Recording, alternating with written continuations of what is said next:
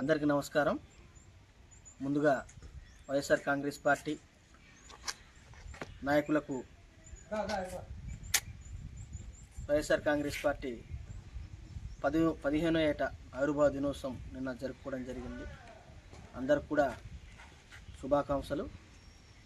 అలాగే మీడియా మిత్రులందరూ కూడా హృదయపూర్వకమైన శుభాకాంక్షలు తెలియజేసుకుంటా ఉన్నా. పార్టీ ఆవిర్భవించి మరి 15 సంవత్సరాలలోకి అడుగుపెట్టినందుకు చాలా సంతోషంగా ఉంది. అలాగే ఈ పార్టీ స్థాపించినప్పటి నుండి పార్టీ కోసం కష్టపడినటువంటి కార్యకర్తకు శుభాకాంక్షలు. అలాగే ఎన్నో ఆటుపోట్లు ఎదుర్కొని ఈ పార్టీని మా పార్టీ మాది అని భుజ స్కంధాల మీద వేసుకొని నడిపించేటువంటి నాయకులందరికీ కూడా హృదయపూర్వక నమస్కారాలు తెలియజేస్తూ ఉన్నాం. నేను మోరి రవి, పాడేరు నియోజకవర్గం, చింతపల్లి మండలం, మైలికించం గ్రామం మాది. దివంగత ముఖ్యమంత్రి గౌరవనీయులు రాజశేఖర్ రెడ్డి గారు ముఖ్యమంత్రి పదవిలో ఉన్నప్పుడు ఆయన చేసినటువంటి అనేక సంక్షేమ కార్యక్రమాలకి ఎంతగానో నచ్చి ఆయనకి అభిమానిగా ఉన్నటువంటి పరిస్థితి. తర్వాత అకారణంగా మరి ఆయన మరణం చెందిన తర్వాత మరి రాష్ట్రమంతటా కూడా మరి ఎంత ఉదురుగట్ట అయిందో మీకు అందరికీ తెలిసిన విషయమే. ఎన్నో ప్రాణాలు కోల్పోయి ఆ మహానేత చనిపోవడంతో ఎంతోమంది గుండె పగిలి చనిపోయినటువంటి పరిస్థితి. ఆ తరుణంలో ఇంకా ఇలాంటి నాయకుడు మాకు దొరకడు, ఇలాంటి నాయకుడు ఇంకా మళ్ళీ జన్మలో రాడనేటువంటి మరి ఒక ఆలోచనతో ప్రజలందరూ ఎదురు చూస్తున్న తరుణంలో మరి గౌరవనీయులు పెద్దలు మాజీ ముఖ్యమంత్రి వర్యులు జగన్మోహన్ రెడ్డి గారు ఆ కుటుంబానికి, ఆ చనిపోయినటువంటి కుటుంబాలకు పరామర్శించి మరి నాన్నగారు లేని లోటు నేను తీరుస్తానని, నాన్నగారు ఒక ఇంత పని చేస్తే నేను 4 ఇంతలు పనిచేసి మీకు అందరికి కూడా అండగా ఉంటానని చెప్పి భరోసా ఇచ్చిన తరుణంలో మేము జగన్ గారికి అభిమానులుగా నడిచినటువంటి రోజులు ఇప్పుడు గుర్తు చేసుకోవాల్సి వస్తుంది. నిజంగా నడుస్తున్న తరుణంలో మరి వైఎస్ఆర్ కాంగ్రెస్ పార్టీ మరి 2011 మార్చి 12న గౌరవ మాజీ ముఖ్యమంత్రి వర్యులు జగన్మోహన్ రెడ్డి గారు మరి స్థాపించడం జరిగింది, ఏర్పాటు చేసుకోవడం జరిగిన తర్వాత ఈ మన్య ప్రాంతంలో మరి 3 దఫాలుగా వైఎస్ఆర్ కాంగ్రెస్ పార్టీకి పట్టం కట్టడం జరిగింది. అది మీకు అందరికీ తెలిసిన విషయమే. మరి మొదటిసారిగా 2014 ఎన్నికల్లో జగన్మోహన్ రెడ్డి గారి ఆదేశాల మేరకు 26,000 పైచిలుకు మెజారిటీతో 2014లో మరి గెలిపించడం జరిగింది కార్యకర్తలు. అలాగే జగన్మోహన్ రెడ్డి గారి ఆదేశాలతో మరి 2019లో అంతకు మించి 43,000 మెజారిటీతో మళ్ళీ వైఎస్ఆర్ కాంగ్రెస్ పార్టీని ఈ పాడేరు నియోజకవర్గంలో గెలిపించడం జరిగింది. అలాగే అరకు కూడా. అలాగే 2024లో మళ్ళీ జగన్మోహన్ రెడ్డి గారి ఆదేశాల మేరకు మళ్ళీ 20,000 పైచిలుకు మెజారిటీతో 24లో కూడా మేము ఎమ్మెల్యేగా 3వసారి మరి యాట్రిక్ విజయాన్ని అందించడం జరిగింది వైఎస్ఆర్ కాంగ్రెస్ పార్టీకి, ఎంపీలు, ఎమ్మెల్యేలు. అలాగే గ్రామ స్థాయి నుండి కూడా, పంచాయత్ స్థాయి నుండి కూడా పూర్తిగా 90% వైఎస్ఆర్ కాంగ్రెస్ పార్టీ మరి స్థానిక ఎన్నికల్లో మరి గెలుపొందడం విషయం మీకు అందరికీ తెలిసినదే. ఈ జరుగుతున్న పరిణామంలో కార్యకర్తలు మరి ఎంత శ్రమించి పార్టీని ముందుకు నడిపించారన్న విషయాన్ని మరి గుర్తు చేయాల్సినటువంటి బాధ్యత ఉంది. మరి వాళ్ళందరికీ కూడా మరి ఎన్నో కేసులు, ఆటుపోట్లు, నా బోటు వాళ్ళు చాలామంది పెద్దలు ఇంకా ఉన్నారు. ఈ పార్టీ స్థాపించినప్పటి నుండి పనిచేసినటువంటి వ్యక్తులు ఎన్నో ఆటుపోట్లు నాలాంటి వాళ్ళకి జైల్లో కూడా పెట్టినటువంటి సందర్భాలు మీకు తెలిసిన విషయమే. అయినప్పటికీ ఇప్పుడు ఈ పరిస్థితుల్లో వైఎస్ఆర్ కాంగ్రెస్ పార్టీకి ఈ మా పాడేరు నియోజకవర్గంలోని అల్లూరు సీతారామరాజు జిల్లాలో పట్టించుకున్నటువంటి నాదులు కనబడకపోవడం బాధాకరంగా చాలా ఆవేదన వ్యక్తం చేస్తుంది. ఇలాగ జెండా భుజాన వేసుకొని ముసలైపోయినటువంటి పరిస్థితులు మాయి. చాలామంది నాయకులు. కార్యకర్తలకి అండలేదు. ఇక్కడ గెలుపు అయితే మేము ఇస్తున్నాం, కానీ గెలిచిన తర్వాత గెలిచినటువంటి వాళ్ళు చాలా వరకు చేసుకొచ్చారు కొంతమంది మరి చేస్తున్నటువంటి వాళ్ళు కూడా కార్యకర్తలకి పట్టించుకునే పరిస్థితి. 2019 కానీ 2024 కానీ 2014 కానీ ఇదే ఓట్ల కోసం చాలామంది మా అభ్యర్థులు తిరిగినటువంటి పరిస్థితి. చాలా వరకు గుళ్ళకు వెళ్తారు. గుళ్ళు గోపురాలు తిరిగి ఈ గిరిజన ప్రాంతంలో, అటవీ ప్రాంతంలో మరి ఆ దేవుళ్ళను కొలిసి వాళ్ళతో బ్లెస్సింగ్స్ తీసుకున్నటువంటి పరిస్థితి. మసీదులకు వెళ్తారు, వాళ్ళతో బ్లెస్సింగ్స్ తీసుకున్నటువంటి పరిస్థితి. చర్చిలకు వెళ్తారు, వాళ్ళతో ప్రార్థనలు చేసుకొని గెలిచినటువంటి పరిస్థితి. కానీ ఇప్పుడు ఉన్న పరిస్థితుల్లో ఎవరైతే మనకు సహాయం చేస్తారో వాళ్ళు ఎవరిని కూడా పరామర్శించలేనటువంటి పరిస్థితి. ఇది చాలా బాధాకరం. నిజంగా చెప్పాలంటే చాలామంది మరి చెప్పాలో లేదో తెలియదు, కానీ చెప్పాలి ఖచ్చితంగా. పాస్టర్లు అయితే కార్యకర్తలుగా పనిచేశారు. కార్యకర్తలుగా తిరిగి పనిచేసినటువంటి పరిస్థితి మా గిరిజన ప్రాంతాల్లో. వాళ్ళకి కనీసం పలకరించేటువంటి పరిస్థితి ఇప్పుడున్నటువంటి నాయకత్వం. చాలా బాధాకరం. ఇలా ఉంటే రేపు పొద్దున పరిస్థితి ఎలా ఉంటుంది? కార్యకర్తలుగానే మిగిలిపోయాం మేము. నాకైతే నేను 15 సంవత్సరాలుగా పార్టీలో పనిచేస్తున్నా. నేనేం సంపాదించుకోలే, ఏ పదవి ఆశించలేదు, దేమి సంపాదించుకోలేదు. నేను సంపాదించుకున్నది ఏదైనా ఉన్నదంటే జెండా ఒక్కటే. ఇదే నా ఆస్తిగా భావిస్తున్నాను ఇప్పటి వరకు కూడా. అంతే తప్ప కానీ వేరే విధంగా ఆలోచన అయితే మనకు లేదు. దాంతో కార్యకర్తలను చూసుకునేటువంటి పరిస్థితి చాలా కనుమరుగై అవుతుంది. రేపొద్దున రాబోయే ఎన్నికల్లో కూడా కార్యకర్తని గుర్తించకపోతే పార్టీ ఎంతవరకు పాడైపోతుందన్నది మీకే తెలుస్తుంది. 29 ఎలక్షన్లు మనకు మరి రేపో మాపోలాగా ఉంది. కాబట్టి కార్యకర్తల్ని పట్టించుకోండి, కార్యకర్తల్ని కాపాడండి, వారి అవసరాలు తీర్చండి. ఇప్పుడు గౌరవ ఎమ్మెల్యే గారు ఉన్నారు. మరి ఎమ్మెల్యే గారు జిల్లా అధ్యక్షులు కూడా ఆయనే. మరి ఆయన కార్యకర్తల్ని చూసుకునేటువంటి విధానం ఏ రకంగా ఉందన్నది కూడా చూడండి. మీకే ప్రశ్నిస్తున్నాను నేను. మీలో మీకు తెలుసుకోండి, తిరగండి. 109 పంచాయతీలు, 230,000 పైసలకు, 2,30,000 పైసలకు ఓటింగ్స్. అలాగే పంచాయతీల్లో, మండలాల్లో ఇప్పటి వరకు కూడా జిల్లా స్థాయి మీటింగ్ జరగలే, నియోజకవర్గ స్థాయి మీటింగ్ కూడా జరగలే, మండల స్థాయి మీటింగ్, పార్టీ మీటింగ్ కూడా జరగలే. ఏదో అభినందన సభ వగేరా 1-2 అయ్యి అంతే తప్ప కానీ ఎటువంటి కార్యకర్తకి కాపాడేటువంటి, కార్యకర్తకి పలకరించేటువంటి పరిస్థితి లేదు. ముందు మీరు ఉన్నారు. మీరు సమన్వయకర్తలుగా ఉన్నప్పుడు, సమన్వయకర్తలు తీసేసినప్పుడు, టికెట్ ఉన్నప్పుడు, టికెట్ రానప్పుడు కార్యకర్తలకి అనుక్షణం మీకు అండగా ఉంటాను. అర్ధరాత్రి ఫోన్ చేస్తే మీ దగ్గరకు వచ్చి వాలిపోతాను. మీకు ఏ అవసరమైనా సరే నాకు ఒక ఫోన్ చేయండి చాలు, ఏ టైంకైనా నేను ఫోన్ ఎత్తుతాను, నేను చేస్తానని మరి చెప్పారు వాగ్దానం. ఎప్పుడు ఏ ఫోన్ ఎత్తుతున్నారో మీరు? ప్రజల్ని ఏ రకంగా పలకరిస్తున్నారు మీరు? నేను ఈ సందర్భంగా ఒకటి చెప్తున్నా మా గౌరవ శాసనసభ్యులకు, అల్లూరు సీతారామరాజు జిల్లా అధ్యక్షులు, మీరు రావాలంటే చింతపల్లి, గూడెం, కొయ్యూరు అంటే చీమాడుగుల, పాడేరు కూడా నాయకత్వం గట్టిగానే ఉంది, కాదనట్లే. కానీ ముఖ్యంగా ఈ 3 మండలాలు ఈ 3 సార్ల గెలుపుకు కీలక పాత్ర పోషించినటువంటి మండలాలు. గెలుపు అనేది ఈ మండలాల నుండే స్టార్ట్ అవుతుంది. కార్యకర్తలు కూడా అంత శ్రద్ధతో పనిచేసేటువంటి పరిస్థితి. ఇప్పుడు ఆ కార్యకర్తలకి పలకరింపులు ఉండవు. మీరు రావాలంటే ఫంక్షన్ అయినా జరగాలి, పెళ్ళైనా జరగాలి. ఇంకొక బాధాకరమైన విషయం ఏంటంటే ఎవరికైనా యాక్సిడెంట్ అవ్వాలి, లేకపోతే చనిపోవాలి, అప్పుడు కానీ మీరు రారు. అది చాలా బాధాకరమైన విషయం. ఈ విషయం అందరికీ తెలుసు, నేను చెప్పేస్తున్నాను కాదు, అందరూ తెలిసింది. మరి మీడియా మిత్రులు కూడా అందరికీ తెలిసిన విషయమే కదా, మేమేం దాయట్లేదు ఇక్కడ. అంటే ఇలాంటి పరిస్థితి ఎందుకు? నేను కార్యకర్తగానే, నాకు వెనకాల బ్యాక్గ్రౌండ్ ఏం లేదు, నేను పేద కుటుంబం నుండి వచ్చినాన్ని, నేనే స్థాపించుకున్న నా రాజకీయ జీవితం 3 యాట్రిక్ విజయాలకి నేను ప్రధాన పాత్ర పోషించాను. నాతో పాటు చాలామంది పెద్దలు ఉన్నారు ఈ వైఎస్ఆర్ కాంగ్రెస్ పార్టీ గెలుపుకి. కానీ మేము కార్యకర్తలుగానే ఉన్నాం. సరైన ఇల్లు కూడా లేని పరిస్థితి మాది.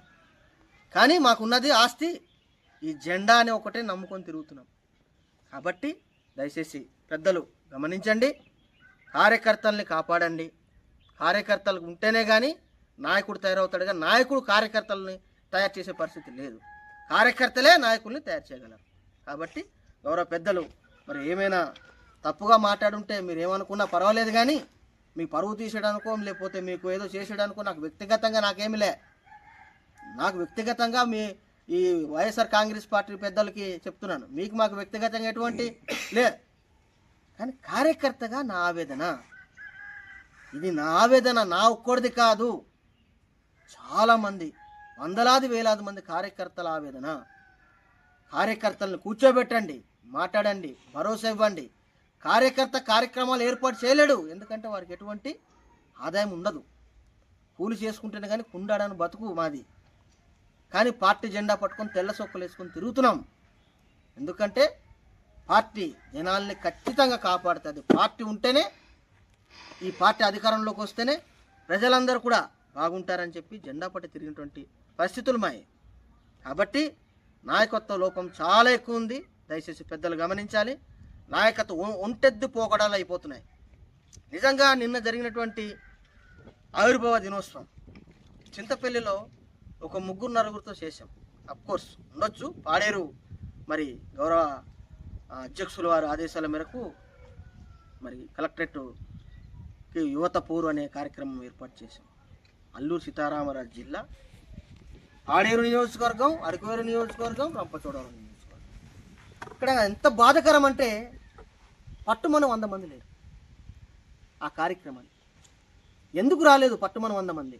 వచ్చిన వాళ్ళు కూడా చాలామంది అరకువేలు ప్రాంతానికి చెందిన వ్యక్తులు వచ్చారు, నేను చూశాను, వెళ్ళాం. కాబట్టి నిన్న ఆవిర్భావ దినోత్సవం హెడ్ క్వార్టర్ పాడేరు, రాజశేఖర్ రెడ్డి గారికి ఎలక్షను విగ్రహానికి ఎలక్షను కోడ్ మీద ముసుగు వేసి ఉంచారు. అది నిన్న 9 గంటల వరకు ఆ ముసుగుంది. అది ఎంత బాధాకరమైన విషయం. అది ఆ విగ్రహాన్ని శుభ్రపరచలే కనీసం. హెడ్ క్వార్టర్ కదా, అది పట్టించుకోవాలి కదా, అక్కడ ఉండాలి కదా, మీరు చేయించాలి కదా, మీరు చేయించాలా లేదా? 9 గంటల వరకు అంటే దండ వేయడానికి గంట ముందు ఆ ముసుగు తీశారు. ఎంత బాధాకరం అది. పార్టీ ఉంటేనే మీరు నాయకులు, ఈరోజు పార్టీ లేకపోతే నాయకులు లేరు. ఇది జగన్మోహన్ రెడ్డి గారి చరిస్మా. గుర్తు, ఫ్యాను గుర్తు జగన్మోహన్ రెడ్డి గారిది. మిమ్మల్ని చూసి ఎవరు గెలిపించలేదు, జగన్మోహన్ రెడ్డి గారిని చూసి గెలిపించారు.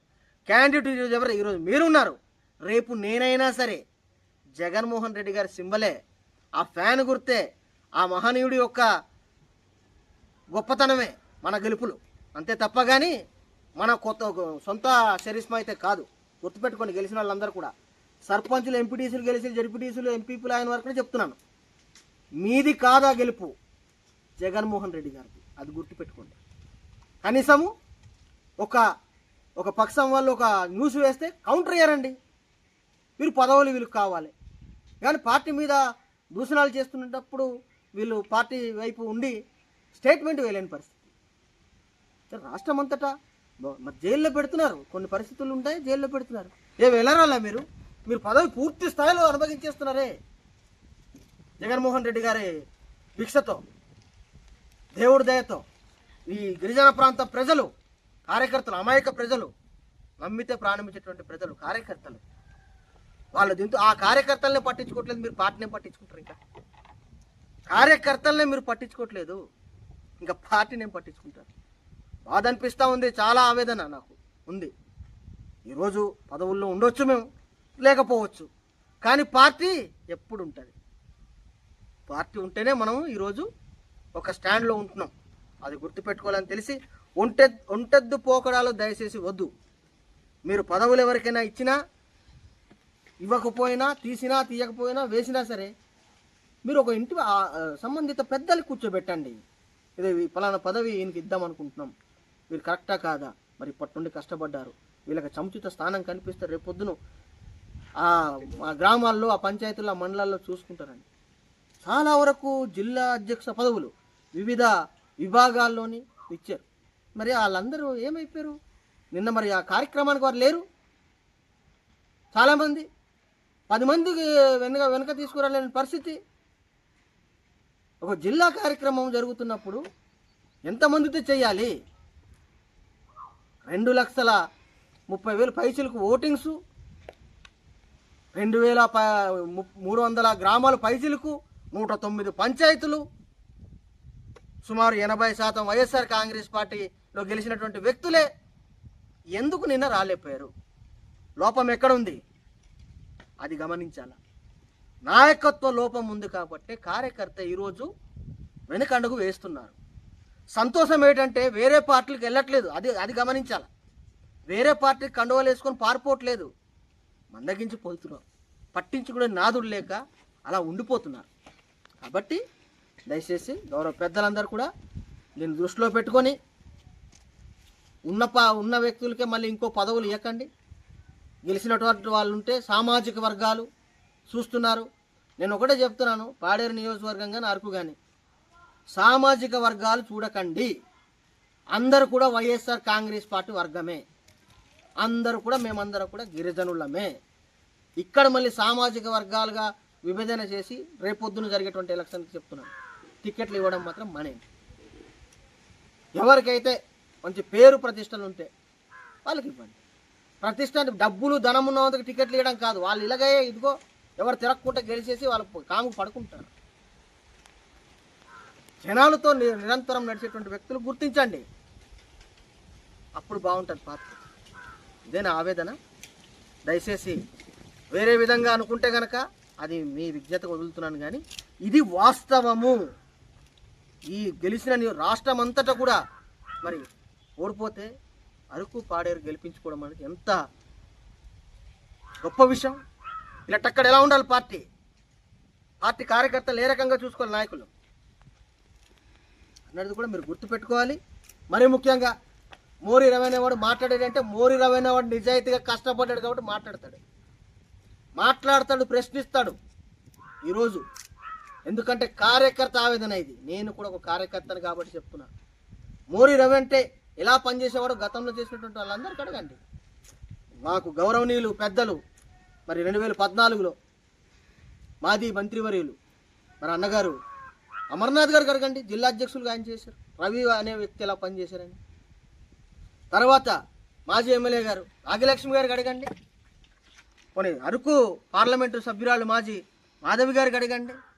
ప్రజెంట్ చేస్తున్నటువంటి వినయ్ గారు వాళ్ళ మిసెస్ గారు తనుజరాణి గారు ఉన్నారు, ఎంపీ గారు. వినయ్ గారికి అడగండి, మోరీ రవి నిజాయితీ పరుడా కాదా, కరెక్ట్గా పనిచేసాడా లేదా కాదా చూడండి, ఒకసారి అడుగు చూడండి. ఎవరైనా సరే మాజీ మరి జిల్లా అధ్యక్షులుగా వ్యవహరించారు. పాల్గొన గారు గౌరవనీయులు పెద్దలు ఎమ్మెల్యేగా చేశారు. అడగండి, పక్క నియోజకవర్గానికి అడగండి. పోనీ మా నియోజకవర్గానికి అడగపోయినా ఆ కుర్రోడు కరెక్టా కాదా, కరెక్ట్ పనిచేసే వ్యక్తా, మాట్లాడుతున్నాడంటే వాడు కరెక్ట్ పని చేసినవాడా కాదా. ఒక్క నామినేట్ పదవి కాదు కదా, ఏమీ నేను నోచుకోలేదండి. జెండా పట్టుకొని తిరిగి కార్యకర్తల్ని తయారు చేసి గెలిపించడమే నా బాధ్యతగా తీసుకున్నాను నేను ఇప్పటివరకు.